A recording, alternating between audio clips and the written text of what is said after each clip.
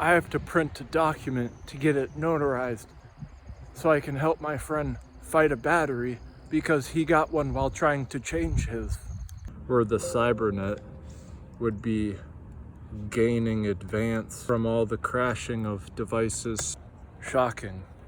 And so that's why I had to ask the officer, hey, is it okay if I jump off my car? Magnet to its cyber net across the radiation of an entire grid. A cloud I saw that came out of a truck exhaust pipe. It's dissolving as it's drying, and it's drying as it's But that's good because you can gain advance when things aren't perfect all the time, such as like a free cone day, or if there was a free printing day, you could meet them halfway. The printing, if printing wasn't free on a free print day, you know, when they say the free press, perhaps you could send paper through the print machine for if you're being a stickler, and that would be free, but the ink is going to cost you like 30 cents, and that's the difference between a free press and a pay for print. Pay-per-view, on the other hand, cybernetically, a cruise control isn't defiant of how you should be initially.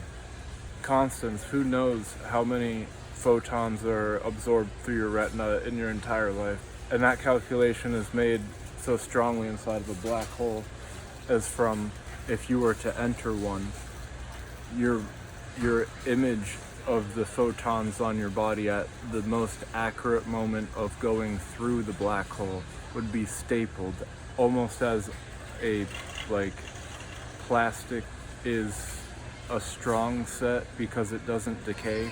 That same staple would be stuck on the event horizon of a black hole of the last image, and it would be calculating how accurate you hit that firewall event horizon, probably back and forth from a firewall of event horizon, as each of the photons would decay from the holographic image that was stuck on it. So the worst possible position for you to get stuck in would be a cruise control that would be devoiding all the constants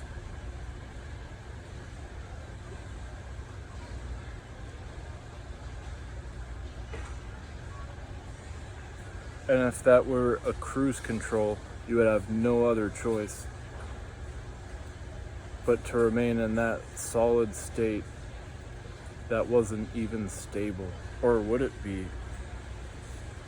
Whereas the definition of a cruise control isn't defined unless it's within the constraint of a constant, or it would be subjectively trying the opposite. It would be a cruise control that would be devoiding all the constants, and if that were a cruise control, you would have no other choice but to remain in that solid state that wasn't even stable. Or would it be? Whereas the definition of a cruise control isn't defined, or the maximum occupancy would ostensibly be, the more that you increase the chaotic motion, the more that you can relate it to a different structure, even if it looks exactly its opposite. The more intricate it is, you can increase the chaotic motions of one of them. They will be equal parts the more that you keep increasing the chaotic motions. Is another example of a chaotic dystrophy of spaghettification within inside of a black hole is oddly similar to the trajectors that light is absorbed in through your retina.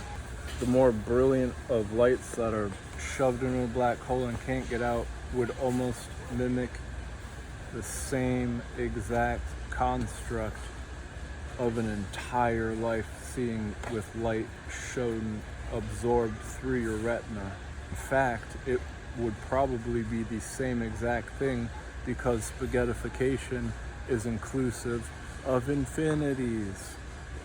When you include an infinity in a chaotic dystrophy, you get an uncanny simulation that is actually the same exact if you include light going in with light not being able to go out, as a conductive magnetic strip would have the same properties of compactance plates. A compactance plate is a battery, and it's no surprise that batteries are able to form in the same manner that an electric constant occurs through a magnet. It's just after an action that something happened, being able to reverse it one thread at a time. And that's why carpets are so important when it comes to like a cloud that is like dissolving. The same framework of the distillates disappearing because they've become part of the atmosphere's hydration system. Wind chimes are been made way before a windmill, and this ostensibly would have been around the era of monks.